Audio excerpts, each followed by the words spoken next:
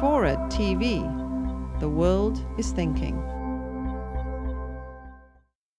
We're really at, I think, a very special time for those of us who've been laboring in left-of-center politics. And what I want to talk about tonight is two things.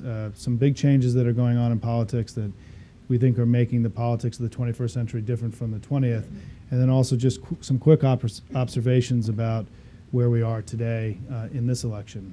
And then we'll hear from the great oracle after that.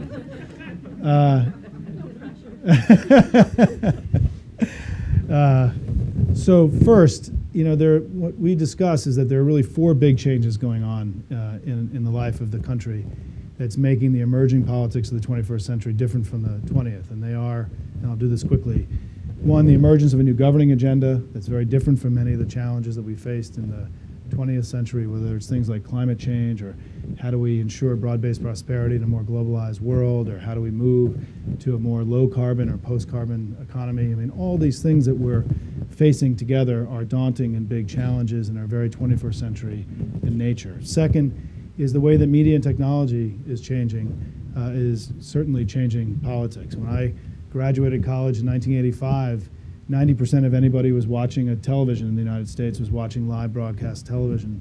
Today it's a third. And the television being the dominant medium of politics, we're seeing it go through tremendous change, as well as the arrival of things like the internet and all the pieces of the internet that we all know so well, blogs and social networking sites, and the arrival of mobile phones as well. So we're going through a huge technology and media revolution that is really creating a whole new politics in the U.S. Third is the demography of the country is changing. I think we're going through the most profound demographic transformation in American history since the arrival of the Europeans in the 16th and 17th century.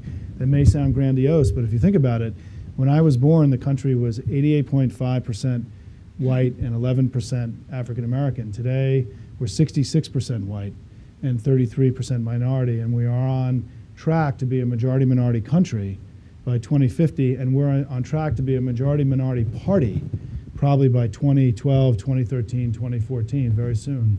And I think it's that rise of this huge minority population in the United States, fueled by historic levels of immigration, that made the ascendancy of Barack Obama possible. Is that 1/3 of all the Americans who just are walking around today are minority, very different from the world that I was born into in the 1960s.